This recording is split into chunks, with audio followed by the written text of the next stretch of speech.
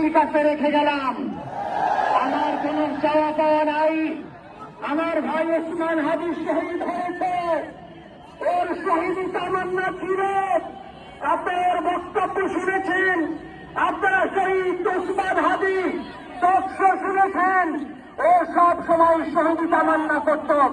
হয়তো আল্লাহ তাআলা ওর শহীদি সেই মত নসিব করে দিয়েছেন। কিন্তু আপনাদের কাছে আমি এই ঋণ করবি, আমি ছাড়ব না।